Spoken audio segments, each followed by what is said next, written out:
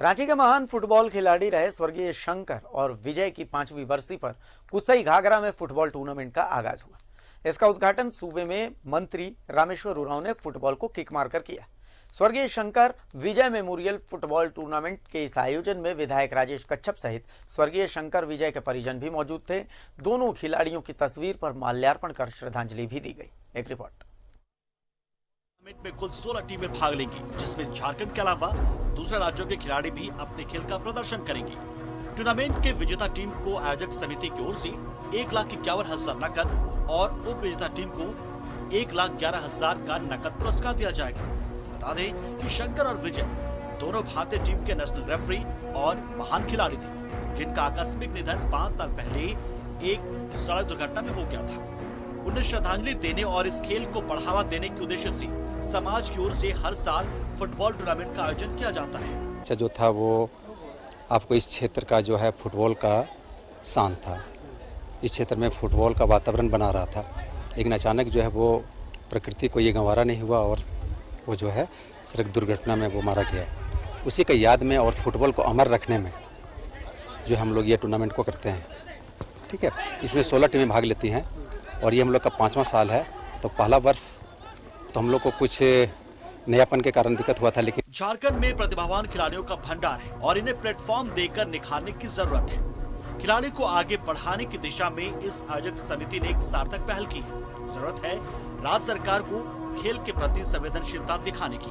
दरअसल राज्य में ऐसे कई खिलाड़ी जो राष्ट्रीय अंतर्राष्ट्रीय स्तर पर लोहा बनवाकर राज्य और देश का नाम रोशन कर चुके हैं, लेकिन वे आज भी सरकारी सुविधाओं से महरूम है। कोई सब्जी बेचता है तो कोई मजदूरी करता है।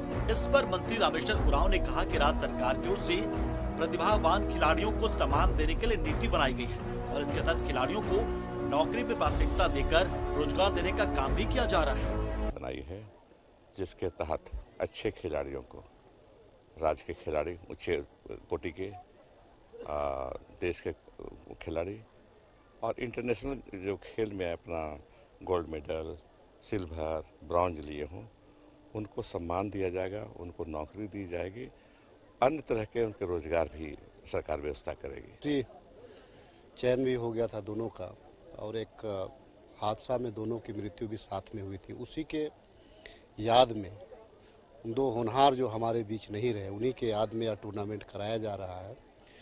और मैं निश्चित रूप से कहना चाहता हूं, आदरणीय रामेश्वर जी के अगुवाई में जिन बातों का जिक्र इन्होंने किया, सारी बातों को हम लोग धरातल पे उतारेंगे।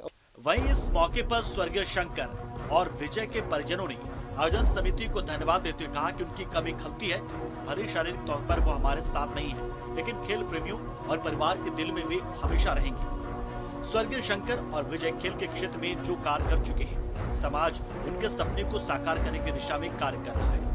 इससे समाज के बच्चे भी खेल के क्षेत्र में आगे बढ़ेंगे। बहुत ही अच्छा लगता है कि उन लोगों के सपनों को साकार करने के लिए पूरा जो हम लोग के भाई लोग हैं, पूरा उसके दोस्त लोग सब मिल के इस तरह का आयोजन करता है, आयोजन करने का प्रयास कर, बहुत ही अच्छा लगता है। और हम ये चाहते हैं कि ये और आगे बढ़ते ही जाए दिन प्रतिदिन।